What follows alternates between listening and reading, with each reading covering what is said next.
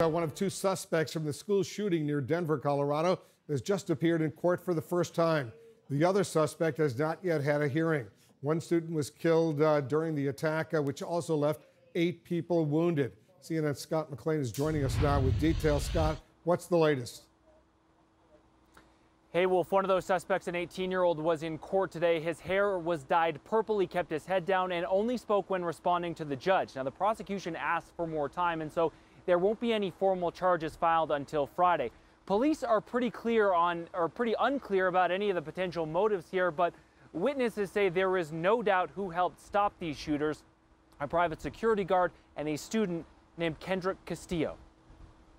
Have you had a chance to talk to Mr. Erickson? Tonight, 18-year-old Devin Erickson, one of the suspects in the STEM school shooting, appearing in court. A second suspect in custody, a female juvenile yet to be named. Your help today. Police still trying to determine a motive. Gunfire erupted just before 2 p.m. Tuesday. Attention all units getting information on the shooting, STEM school. Officers responded within minutes. The STEM school had a single armed private security guard who went straight to the sound of the gunfire, apprehending one shooter as they left a room. Kendrick Castillo didn't hesitate when one of the shooters walked into his class. As soon as he said, "Don't you move," Kendrick lunged, giving all of us enough time to hide under our desks. That's one of Kendrick's classmates describing the heroic act that cost him his life, but saved so many others. His parents aren't surprised. We raised him to be good. Because of what he did, others are alive, and I thank God for that. But the Castillos go on to admit, there's another part of you that wishes he would have just turned and ran, retreated, hid, did something to put himself out of harm's way if that was possible. They say Kendrick was always a defender of others, a patriot and the proud grandson of a U.S. Marine. He was also a soon-to-be graduate who is active on his school's robotics team and planned to go to college to become an engineer. This mother says if it weren't for him, her child wouldn't be alive. How does it make you feel to hear that? It makes me happy that she has her son,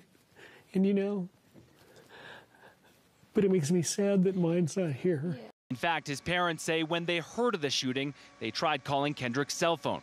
No one answered. I was getting nothing, my anxiety and my lump in my chest was growing. And at the reunification center, they anxiously watched as parents hugged their kids, eventually realizing we didn't have that.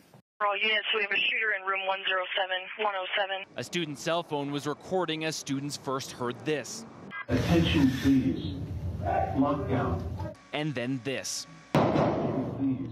Nothing is happening. Cammie Brainerd's son Owen then sending these texts from inside the lockdown.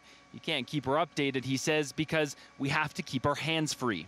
8 people were injured in the shooting, 3 of them in intensive care. Now, Kendrick Castillo was one of 3 students who tackled one of the shooters to the ground. One of the others is Brendan Biley, and is an aspiring Marine. The Marines today called his actions admirable and inspiring. Meanwhile, Biley called his friend Kendrick a hero.